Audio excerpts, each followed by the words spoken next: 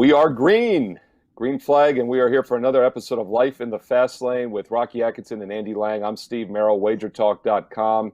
We're going to recap last week at Kansas, but more importantly, we're going to get to the picks for Darlington, one of the most iconic racetracks on the NASCAR circuit.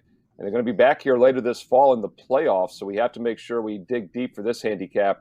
We're going to get to Darlington picks, predictions, some top threes, a long shot play against driver, and then, of course, free plays from both Rocky Atkinson and Andy Lang. Before we do so, though, let's recap Kansas. And it's an important race to recap, guys, because it's the epitome of a cookie-cutter intermediate track last week. And we're going to have tons of these on the schedule over the next few months. And a lot of the usual suspects fared well there. And they will fare well in the future races as well. Although it was a bit of a crazy finish. And we're going to throw it to Rocky Atkinson, sportsmemo.com, for our Rockies recap of the race. Rocky, your takeaways from Kansas last week? We had our 10th different winner in 11 races this year as Kyle Busch took home the win, winning the Buschy McBusch on his birthday. Say that 10 times real fast. Kyle Busch won stage 1. Kyle Larson won stage 2. Larson dominated most of the race, leading 132 laps, but made contact with Ryan Blaney on the final restart. Ended up finishing in 19th place. Denny Hamlin, Chase Elliott, Kevin Harvick are the three main drivers that have yet to win a race this year, but all are in the top 16 by points. Still feel each of them will get a win before the season's over with. The hottest two drivers to pass 3 races are Matt DiBenedetto and William Byron. We keep mentioning William Byron over and over. He continues to do well with yet another top 10 finish in Kansas. I did win my free head-to-head matchup here on the show, Cole Custer over Bubba Wallace. I split my premium picks, going 1-1 on the day, winning with Harvick over Elliott, losing with Jones over Suarez, and my Twitter leans were 2-2 on the day. Now 161, 62% the last 4 years with all my NASCAR picks. And, of course, Rocky gives out a lot of free information on Twitter. He's at Rocketman Sports. Andy Lang is at Bump Sports. At Bump Sports for Andy, at Rocketman Sports for Rocky. And then, of course, I'm at Steve Merril, 2 R's, 1 L. On Twitter. We all give out free information, great follows to add to your handicapping arsenal. And Andy, as we finish to recap Kansas here, a 1.5 intermediate cookie cutter, I'm going to throw it to you for the Ricky Stenhouse Jr. Award. And some of our nominees this week, FS1, first of all, Andy pointed this out to me and Rocky. Fox Sports 1 basically steals the RSJ concept by giving a screw-up award or whatever. And it was actually the award we had last week as the winner with the gas can being stuck to the car on Burton for several laps. And I'd actually missed that segment, Andy, so I'll let you chime in on it. But some of the other nominees, by the way, was Hamlin at the end of stage 2, running in the top 3, leaves with only 3 lug nuts on, gets a loose tire. Another guy that's always strong on these tracks found a way out of contention. We mentioned, Larson and Blaney wrecked with 2 laps to go, basically changed the possible winner of that race, allowed Kyle Busch to pull away. Larson had been the most dominant driver. Blaney had been very strong as well. And by the way, my top 4 picks for the race, Blaney, Larson, Hamlin, 3 of those guys were in trouble. And I'm trying to think who Kozlowski I bumped off the last second. I put Blaney ahead of him. And I thought Logano would be strong as well. Logano, by the way, started farther back in the pack, so I ended up dropping him for my top 5. He's the guy we talked about on the show. Also had food poisoning on the Saturday before. So when we're doing the future 1.5s, don't discount Logano's mediocre performance at Kansas last week, guys, because he wasn't fully there. Another nominee was Christopher Bell, who's in the 20 car now with Gibbs Racing. With Truex was my other top 4 guy, by the way. Hamlin and Truex's teammate, Christopher Bell, wrecks, clips Priest, and gets Stenhouse. So we had to pull that in as one of the nominees because Stenhouse was mentioned by name. It's an automatic qualifier for the top 3 or 4 of the award. And then with 37 laps to go, another one that got some votes was Final Caution on the number 8. Tire goes off pit road grass for about, 15 laps. They finally throw the caution, even though it had been sitting there for about 15 laps. Because everyone had cycled through. So it just once again kind of shows the hypocrisy, if you will, at the NASCAR cautions, in my opinion, that, they kind of throw them when they want, when they don't. And that didn't necessarily need to be thrown. Andy, I know you gave some love there for that tire out there for 15 laps before the caution was thrown. That got 19% of the votes, along with Bell and Priest clipping Stenhouse. Once again, I think there's an algorithm on YouTube where Stenhouse automatically gets 19% of the votes when his name is on there. But the winner, a 2-1 margin, 38% of our viewers voted for, drum roll, and I'll throw it to you, Andy Lang, for the Ricky Stenhouse Jr. Unforced Error Award at Kansas.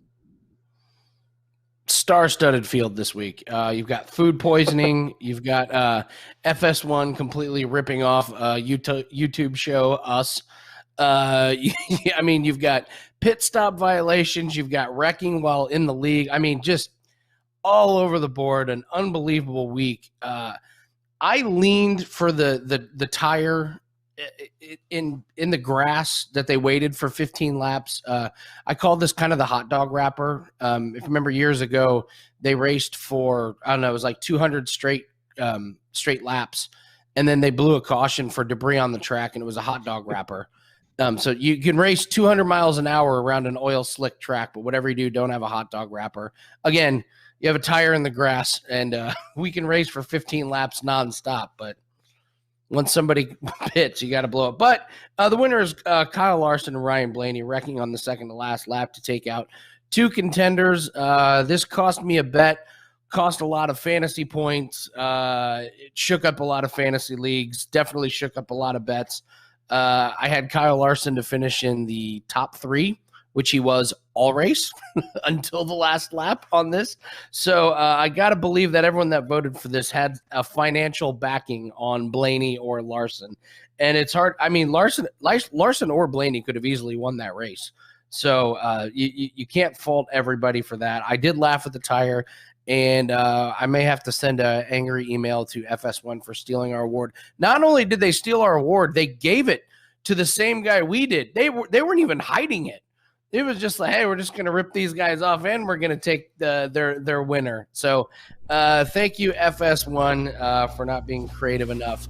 And thank you for Kyle Larson. If we're stealing people's gimmicks, thank you, Kyle Larson, for stealing my money while losing my prop.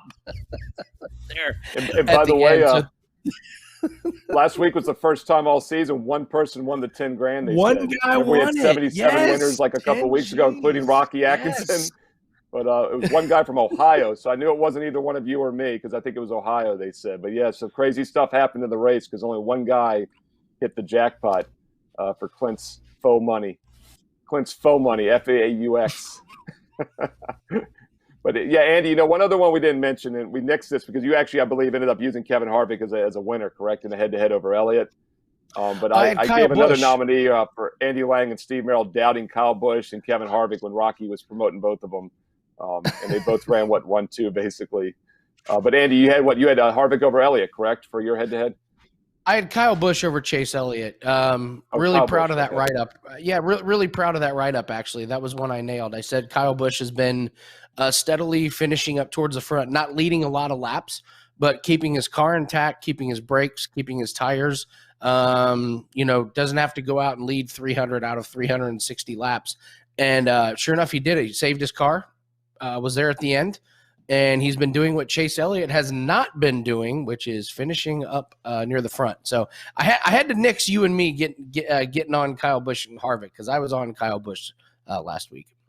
Yeah, and look, it transfers into Darlington and other future mile and a half tracks are going to be handicapping. And we talk about Kyle Busch being off a little bit and Kevin Harvick being off a little bit this year, but they're still always in contention. And when you have guys like Blaney and Larson take each other out late, those wily veterans, whether it's Keselowski, Busch, Harvick, they find a way to be in contention to win. And I've used Blaney's name on numerous shows about being one of those guys that either wins the damn thing or he finishes 20th. Kyle Larson's a little bit like that as well. And Chase Elliott's also a young, talented driver that's like that. So head-to-head matchups are a different beast than outright winners and top threes. And unfortunately, Andy got bit in that top 3 pick, which was a very solid pick with Kyle Larson. He was the best car, and you're getting him top 3. That's a pretty solid pick at plus money. But, yeah, once again, the late lapse shenanigans took out another what should have been an easy winner, basically. Rocky, I want to transition over to Darlington. It's your home track, so I'm going to let you give us the background of the track. It's a very unique track. It's not a mile. It's a teeny bit more. It's got a very abrasive surface being near the beach, sand and whatnot on the asphalt. So we always talk about tires, but tires are at a premium more at Darlington than any other track on the circuit. That's another reason why pit strategy experience is very important here. Rocky Atkinson, give me a little history of the track. I know you've got a cool story on how it became a mile .038 or 48, whatever it is. And also let me know if the HChat is in effect this week. All right, sounds good, Steve. What happened was a local guy named Harold Brasington, he went out to Indianapolis to check out the track there. He came back to Darlington, which is where I'm at. My hometown's actually Hartsville. That's what H is for. And but I live in Darlington County, so I'm about 15 minutes from the track Too Tough to Tame. So he came back to Darlington with the idea that he could build a racetrack right here. He went to a local farmer named Sherman Ramsey. He asked if he could purchase some land to build it on. Mr. Ramsey agreed to sell Mr. Brazenton 70 acres of land on one condition. He couldn't touch his minnow pond. So that's why we have an oval or an egg-shaped track instead of a complete circle. The minnow pond came into play when they went to build it. They couldn't touch it, so they had to shorten up that part of the track. A very interesting story. I know a lot of people know about it, and a lot of people probably don't, but that's the background to that. Heading on to Darlington, though, let's look at my favorite driver for this race anyway this weekend. It's going to be Denny Hamlin. The H hat is in effect. Hamlin has 3 wins, 9 top 5 finishes, 13 top 10 finishes, 17 races here in Darlington.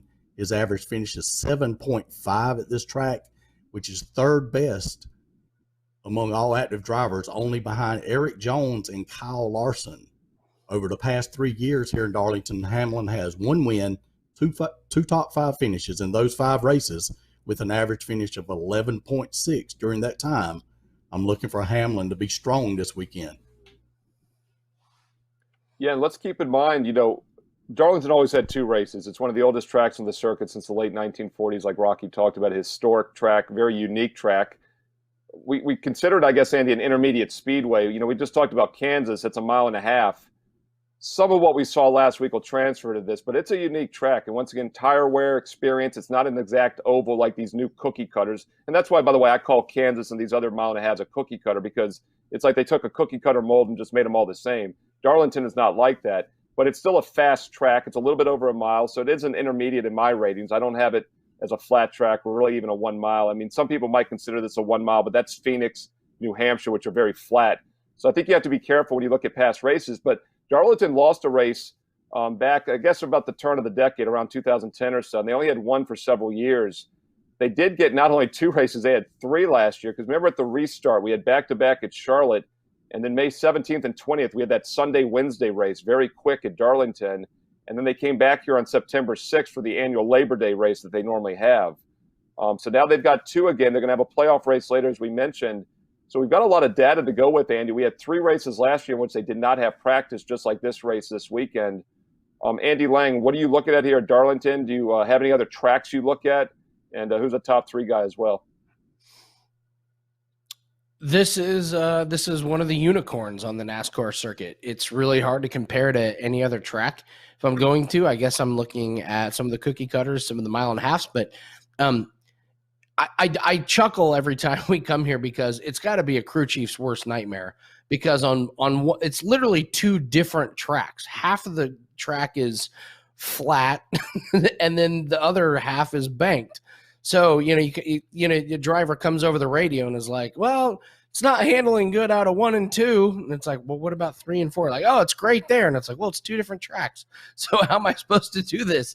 So it's a beautiful track as far as I'm concerned. I love everything about it. Of course, the Darlington stripes, when you're coming out of the turn and you rub up against the side of the wall, just about every driver at the end of the race is going to have those patented Darlington stripes. I'm going to go with Kyle Larson again. I was perfectly fine with my handicap last week. Larson was great. If it weren't for those multiple last-second cautions, he was either going to win or finish top 2. He ran inside the top 3 all race. Bad result when he tried to push Blaney to the win. He did not race in 2020 at Darlington. The old hot mic incident, I guess we'll call it, prevented him from racing at those 3. So I just went back. Last time he raced at Darlington was in 2019. He finished 2nd, and he led 44 laps. He's going to be great here.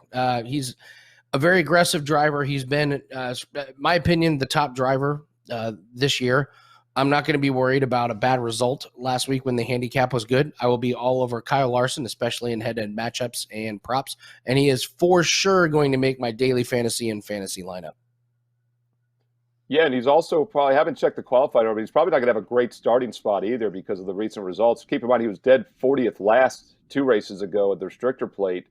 and then went from basically second or winning last week to outside the top 10. So he's going to have a lot of laps gained in the fantasy. So he's an automatic 100% play on. And maybe you put a lineup in without him, Andy, just because, everyone will have him that's sharp, and you try to take that game theory approach, I guess, but it's going to be hard to leave Kyle Larson off the card. And by the way, guys, since stage racing began at Darlington, once again, Larson missed all 3 races last year, as Andy mentioned.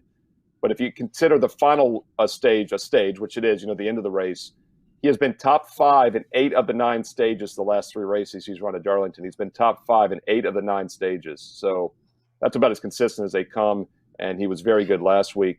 Rocky, we're going to have a play against driver later, so I'm going to save a guy here I was going to mention as a play against. But the guy I'm talking about a play against is terrible at Richmond, so I'm probably giving away who it is.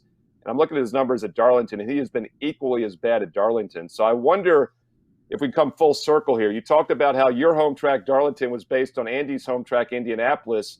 And I'm talking about a guy that's been terrible at Richmond and Darlington. So we could dare say my home track, Richmond, maybe is a little bit of an indicator of Darlington. It's a 3/4 mile. It's also a unicorn, Andy. When you said that is what got me thinking, because there are 2 tracks. It's not really a short track. It's fast. Darlington's not really a big track. It's fast. I think maybe Richmond is one we can look at. It's not something I've done in the past, but I might dig in a little bit deeper this week with the Richmond results.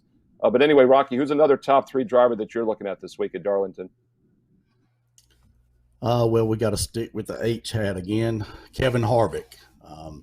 He has 3 wins, 11 top 5 finishes, 15 top 10 finishes in 26 races.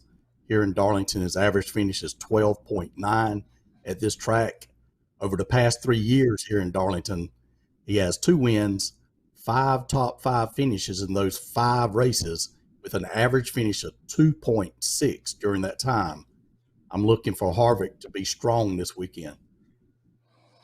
Yeah, I'm glad you brought up Harvick because we gave you a hard time, hard time last week for Harvick, but he ran well, and he was in contention. He had a top finish, and Kyle Busch as well, of course. But both Andy and I gave Rocky a little bit of a hard time last week for having Harvick top 3, mainly because he had not led a lap all season outside the 2 restrictor plate tracks. So when Rocky actually picked him to win the race, I joked, is he going to actually lead a lap? I guess he has to, but he did run better last week. And maybe that is the buy sign with Kevin Harvick. Keep in mind, he and Hamlin were the 2 most consistent dominant drivers after the restart last year. And one of the reasons is because a lot of the tracks were like this type of track, a mile, mile and a half, intermediate track.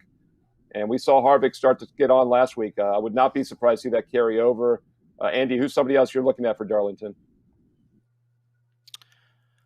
Well, cashed a really nice bet on Kyle Busch over Chase Elliott last week, and I'm going to go right back to Kyle Busch. In 2019, in the race, he led 118 laps at this track, and like we said, there were 3 races at this track in 2020.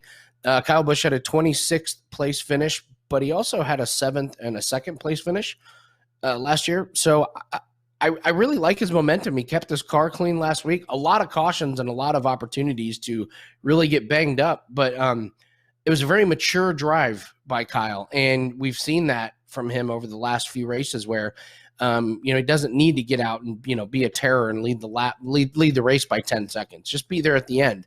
So this is a track that can eat your car up big time. A lot of body work, can eat up brakes, can eat up tires. And I just really like what I've seen from Kyle Busch. I think he's really rounding into form, and it looks like a different type of Kyle Busch. Think of the days when Kyle Busch would go out and lead Bristol, and he would lap 3/4 of the field. This is kind of it feels like a different type of driver. He's just trying to bide his time and be there at the end, and I think he's going to do that on this track that requires patience. I never thought I would think of patience and Kyle Busch in the same sentence, but it feels like here's where we are, and I like him to do well this week. I would love to play him in a head-to-head matchup if I get the right matchup. Maybe I get Chase Elliott again with him. So I like Kyle Busch to do well again. And by the way, not to take anything away from the win last week, we talked about how Larson and Blaney wrecked each other, and maybe one of them was going to win the race. Kyle Busch still might have won that race. In fact, Kyle Larson and Kyle Busch were 1-2 in each of the first 2 stages. It was Busch-Larson and then Larson-Busch in stage 2, both top 2 finishers, and then Busch wins the race. So Kyle Busch was first or second in all 3 stages last week. So it's not like he sat back, was running top 10 like he'd done in a lot of other races. He was a winning car most of that race. Kevin Harvick, a 2nd place finish, a little fortunate because he was 7th and 10th in the first 2 stages. He overall had the 4th best driver rating. Last week, Kyle Larson and Busch had the top two. Keselowski was third. Hamlin was fifth with driver rating. And a lot of that will transfer. And we've already mentioned four of those five drivers actually so far. Rocky, I'll throw it over to you. Let's see who that third driver is for Darlington. All right. You just mentioned him, actually. Brad Keselowski. Yeah. Keselowski has 1 win, 5 top 5 finishes, 7 top 10s here in 14 races here in Darlington. Average finish 10.4 at this track over the past 3 years here in Darlington. He has 1 win, 3 top 5 finishes in those 5 races with an average finish of 6.8 during that time, which is very solid. So I'm looking for Keselowski to do something this weekend. Yeah, I mean, we've talked about him every week. You know, Andy says the ninja. So I think you could trademark that, Andy, because I haven't heard others use that term. But I've said it about Harvick and Kyle Busch and Keselowski. And look, we've mentioned them as 3 of the first 5 top 3 drivers, and they're always strong in head-to-heads. And Andy and Rocky are both saying they're in contention to win this week. So you might want to pay attention to those guys, especially in head-to-head matchups. And I would not fade them. You know, you might not find the matchup you want, but I definitely would not fade any of those guys mentioned. Andy, let's round out the top 3s here. Here's another guy you got at Darlington. Alex Bowman. They completely missed their setup on their car last week. It was a struggle for them, and yet they hung in there. They got pretty lucky with his finish. They managed to somehow stay on the lead lap. They had some damage to the car, and then they had a wreck in front of him, and he raced past a bunch of people. And in the last 3 races last year at Darlington, he was the 4th best average finisher. And that was better than Logano, better than Brad, better than Kyle Busch, better than Truex. So he was consistent here. And something kind of interesting about Bowman, he's kind of been a little bit all or nothing. He has 3 DNFs. And the only other people who have DNFs this year that have raced in all the races are Eric Jones, Almirola, Anthony Alfredo, Quinn Hoff, and Corey LaJoie. So despite 3 DNFs, he's still 10th in the NASCAR rankings and points, and he has his win. So when he does finish the race, he's really, really good. So you're kind of dealing with a guy that has run into problems, but I actually pretty enjoyed his finish, the way he hung in there. And sometimes the real trademark of a really good driver is when your car setup isn't there and you can get a good finish out of the car. You know, anybody can race in a car whose setup is absolutely perfect, but if you miss the setup and you can just grind your way to a really good finish, to me, that's sometimes a 10th place finish is more impressive than a 2nd place finish. So I've been impressed with Bowman. I liked his finish last week, and if they get the setup right, I would expect him to be in the top 5 this week. You know, and another young driver, too, in that same stable is William Byron, who's run very well at times. He looked strong again early in the race last week at Kansas in that first stage. And you talk about 2 more guys. We've mentioned Blaney and a little bit Chase Elliott, how it's kind of hit or miss with those guys. They can win any race, but also finish 20th. Bowman and Byron definitely qualify, as you said, Andy. And I think Bowman's a much safer top 3 or outright win play than necessarily a head-to-head for that reason. Because if he doesn't win the thing, he could finish 20th. Kyle Busch, Harvick, Keselowski, they could have a bad day. They're still top 10. They just find a way to be consistent. And a track like Darlington, it worries you a little bit because it is more of a veteran's track. You know, you have to have experience. What was it, the California race I keep going back to last year before the shutdown? Bowman dominated in 2020. And as you guys know, I mentioned him a lot here for Charlotte, Darlington after the restart and got burned a little bit. And I know Rocky especially was the anti-Bowman train last year, and it paid off well for you during the summer. But you've jumped off that train, and I know we've actually mentioned Bowman a few times on this show. So both Bowman and Byron are guys I'd be cautious with, but I wouldn't necessarily play against because they've got a lot of potential. And keep in mind, that's Chase Elliott and Kyle Larson's team, and we know how fast they are. And we've talked about how good Larson's been this year. Rocky, before we get to play against driver, I want you to give me a long shot. Somebody that's not necessarily a top 3 guy, but you think has some value, could surprise. Long shot for Darlington. Well, last week I went with Eric Jones at 300-1, and he was terrible. I went ahead, played a head-to-head matchup with him and lost as a premium play. But I'm gonna go back with him as a long shot this weekend. Although he's in a weaker car, as we've spoken about here on the show this year, going from the number 20 car for Joe Gibbs Racing to 43 Richard Petty Enterprises, it's hard not to look for a play on him with these numbers he has here. He has 1 win, 4 top 5s, 6 top 10 finishes in 6 races here in Darlington. Average finish is 5.2, which is the best among all active drivers here. And I know we keep talking about Darlington and the way it is. The turns are different. You're good in 1 and 2, but how about 3 and 4? Well, no, I'm not good at 3 or 4. But if you key in on turn 4, you will see a lot of cars hitting the wall right there. And Andy spoke about the Darlington stripe. Eric Jones, I feel like, is a guy that knows how to get around this track. He may be in a little bit weaker car, but I think his driving ability here on this track is gonna help him. And I'm not saying he's going to win the race. He's 200 to 1 in Las Vegas to win the race this weekend right now. But possibly a sprinkle, maybe a top 10, or definitely looking at some head-to-head matchups this weekend with him. Yeah, and look, I mean, we talked about it last week. As you said, his numbers were very good at Kansas. They're even better at Darlington, but he is no longer in the Gibbs 20 car, of course, as everyone knows. And I'd said a little bit of a hedge to that could be Christopher Bell in some of these, and he looked pretty good last week until he got in some trouble in that Stenhouse Award nominee that we mentioned. But I do think there's something to be said of experience a lot more so at Darlington than Kansas or the cookie cutters. So, yeah, I would not. This is probably Jones's best track when he was in a good machine. So we'll be very interesting to me to see how well he does run this week, Rocky, to see how much experience matters. And don't give yourself a hard time for him being awful last week at 300 to 1, because you could be wrong 299 times out of 300 and still break even with that pick. So, more times than not, a 300 to 1 guy's going to have an off race. But yeah, Jones has been really, if you look at the numbers, he's been as good as anybody at Darlington. And I think a lot of that is experience. And the machine isn't quite as important here as it is at the other tracks like Kansas last week. So interesting long shot to keep an eye on. And just look at his top 3 odds right now at DraftKings. And boy, I got to scroll down that list if he's even on it.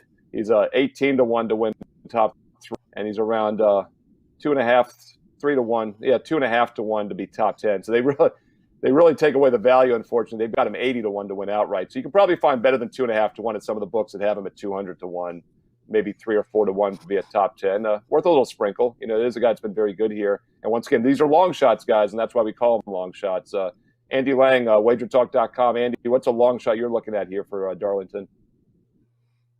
Take a guy that had a pretty good drive last week, finished 4th, Matt DiBenedetto. Yeah, pretty simple. Yeah, they had a good setup. He had a good drive. And last year, I finished 9th in one of the Darlington races. That's off of not a lot of time to get set up. So I get a guy that had a top 5 finish last week, had a top 10 finish at Darlington. I think he's worth it. Great driver. I think if he were to land a really big time ride, he would be up in the top 10 just about every week.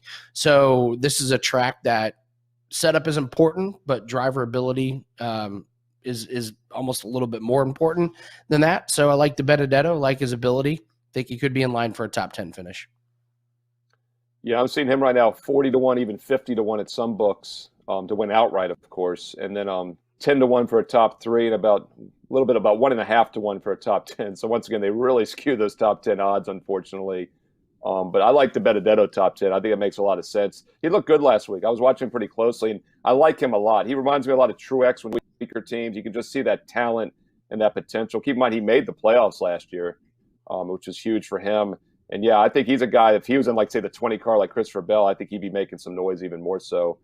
So DiBenedetto and Jones, kind of interesting. Jones, a good driver in a weaker car. DiBenedetto, also a good driver in a weaker car. And I do agree, that's where you find long shots, especially on tracks like this where experience matters. Rocky Atkinson, once again, is at sportsmemo.com. Andy Lang and myself are both at wagertalk.com. Rocky can be found on Twitter at Rocketman Sports. He gives out some great free NASCAR picks during the season at Rocketman Sports on Twitter.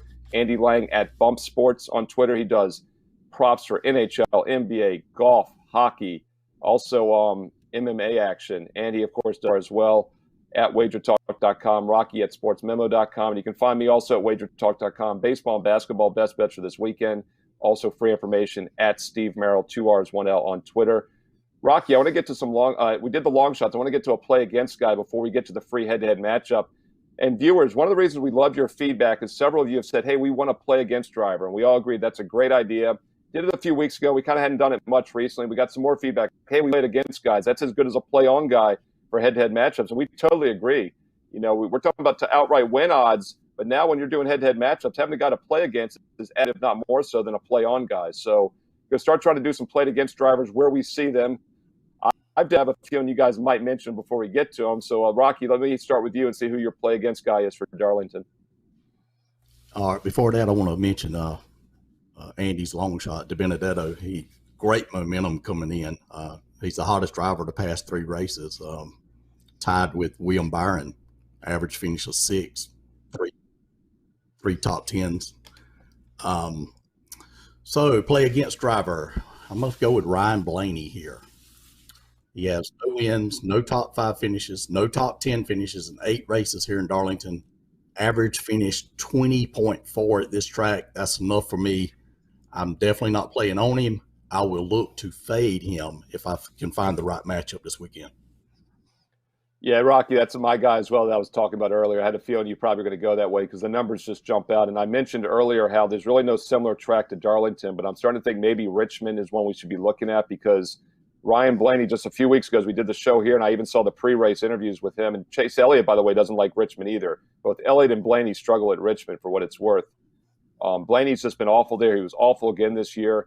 And you look at his numbers at Darlington during his career, his 8 starts now, none of them have been better than a 13th place finish. He's been outside the top 13 every race or worse.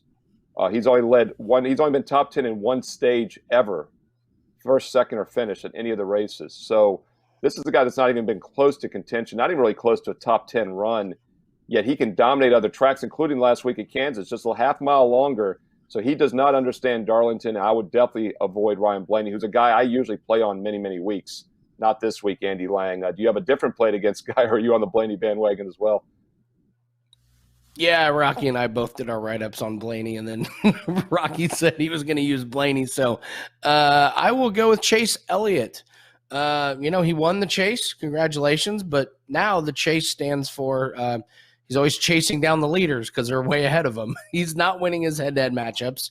Lost again to Kyle Busch last week. In the last 4 races at Darlington, he only has 1 top 10 finish. And what's happening is you're getting the price of the NASCAR champ, but he's not racing like it.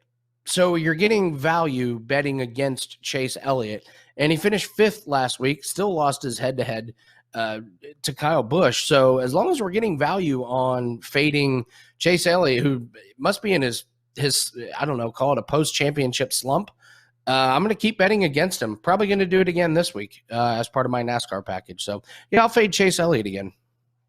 Yeah, I mean, you guys are making me really start thinking Richmond correlates because, like I just said, I mean, the 2 drivers who are really good everywhere who hate Richmond, the only three-quarter mile were Chase Elliott and Ryan Blaney. I saw them both say it the other week. The results have said it as well. And now here we are at the 1.0 whatever mile, the other unique track here at this distance. And both Ryan Blaney and Chase Elliott are played against guys for us. And Blaney is interesting. By the way, he's 17th driver rating, 18th average finish, Ryan Blaney, for the last 5 races at Darlington. So you can tell he's not been good. Elliott is strange, though. Elliott's got the 6th best driver rating those last 5 races, but he's got only the 16th best average finish. So maybe he's been a little bit better overall, but still not very good. And the fact I'm starting to think this correlates Richmond than I've realized in the past. I would stay away from Elliott and definitely stay away from Blaney. Hey, look, they're capable of running well anywhere. We know that, but they have not shown it here at Darlington, and they haven't shown it at Richmond either, which is a very similar track. So once again, Ryan Blaney and Chase Elliott are play against or stay away drivers for Darlington this week. Buschy Atkinson, let's get to some actionable info here. A free head-to-head matchup for Darlington this Sunday. What you looking at for the? Well, I've got to go back with my long shot guy here. We're going to go with Eric Jones over Bubba Wallace. I'll recap the Jones numbers. He has 1 win here in Darlington, 4 top 5 finishes, 6 top 10 finishes in his 6 races here. Average finish is 5.2 at this track, which is the best among all active drivers. Bubba Wallace has no wins, no top 5 finishes, no top 10 finishes in 5 races here in Darlington. Average finish is 25th at this track. So I'm going to recommend playing Eric Jones over Bubba Wallace this weekend. Yeah, and one thing we talked about, it's not always about the play on guys. Eric Jones is a play on guy, as you've mentioned, but it's also about play against guys. And I think we could just kind of like we do with the Stenhouse Award, certain guys we just kind of just type in their name every week and leave it there. And Bubba Wallace has pretty much been a play against on every show the last month or two, I think, in one form or another. So Rocky's getting kind of the best of both worlds there. He's getting a guy he's looking at as an underachiever or underrated driver in Jones. And then, of course, I know you by default, Rock, you're kind of looking to play against Wallace, and I don't blame you. He has yet to do anything in the new car. It's a new team. His talent level is still questionable as well. We still don't know exactly how good he is. And until we see otherwise, playing against him on a very unique track like Darlington makes a lot of sense. So Rocky Atkinson has Eric Jones over Bubba Wallace in a head-to-head. Andy Lang, tough break last week. You had that top 3 finish for Kyle Larson. It was looking good. It should have won. A couple races ago, my home track, Richmond, you had, I thought, the best free play of the century with the under 18.5 leaders on the lead lap. I mean, that was never in doubt. It was down to like 7 at one point. Got a little dicey with the late caution there, too. I think it ended up at 14. But your free plays have done pretty well here in the show. At least the logic. I mean, the result last week was bad luck, but the logic's been spot on. The handicap's been spot on. Andy Lang, what you looking at for a free play for Darlington? Well, funny enough, my one loss in head-to-head matchups we still had a winning week, but my one loss in head-to-head matchups was Stenhouse against Bubba Wallace because Stenhouse got in the late accident. I mean, Bubba was going around the track like he was driving a big wheel, and somehow I lose a bet on that. He finishes like 3 or 4 laps down. Are you kidding me? Steve, you love the prop. I'm going back to it. Number of drivers to finish on the lead lap. However, I'm going to go over 18.5. The logic on the small track was it's really easy for the leader to catch the back of the pack.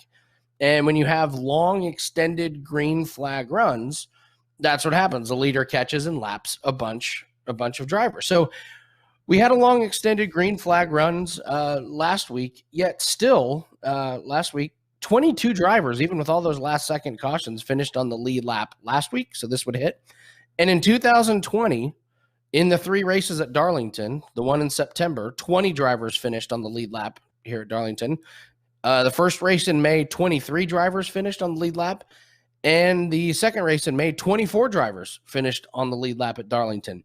And what you see is, we talked about the Darlington stripes, tires going out. So when you don't have long green flag runs, a lot more guys stay on the lead lap. This is a tough track to pass on. The wear and tear on the tires means it's tougher for the drivers to get that big of a gap between them and the lap cars. So I'm gonna say there's gonna be over 18.5 drivers to finish this race on the lead lap. I like it, and it's going a little bit against my Richmond correlation. It just shows nothing in the world is perfectly correlated, right? Because I love the under at Richmond. I'm saying, hey, maybe Richmond and Darlington are closer than we realize, but the logic is spot on. Once again, the whole key, guys, as Andy said, with these over-under lead lap finishers is cautions, and we've seen less cautions than ever recently in NASCAR. And we talked about it here in Richmond, and I talked about how I went to the race a couple years ago compared to 10, 15 years ago, and there's just no cautions anymore. And that's why I love that under pick with Richmond, because I know the track so well. But yeah, Darlington might be similar, but yeah, the asphalt is so rough, it wears the tires out. And great point, Andy, also about guys not worrying about passing as much, because that really wears the tires out, and you have to take care of your tires. And then with the stripe hitting the wall and stuff, you do get more cautions here than you do at Richmond. So although maybe some of the play against guys are similar, I think it definitely plays out differently on the amount of cautions in the lead lap finishers. So I like that one. Andy's going over. And what was the number again that you're seeing, Andy? 18.5. That is on DraftKings right now. So that's crazy, because that's exactly what the Richmond number was. And, of course, after you mentioned it here on the show, it got juiced heavy and eventually went off the board. So, once again, those watching us live on Friday night, take advantage like you did with that Richmond prop. Play it sooner than later. The juice will rise on that because it's not available at many books. And they did take that one down at Richmond. It won easy. But we're going over 18.5 at Darlington. More cautions, less passing. And it is a slightly bigger track as well, keep in mind, than Richmond. And, of course, Rocky Atkinson has Eric Jones over Bubba Wallace in a head-to-head.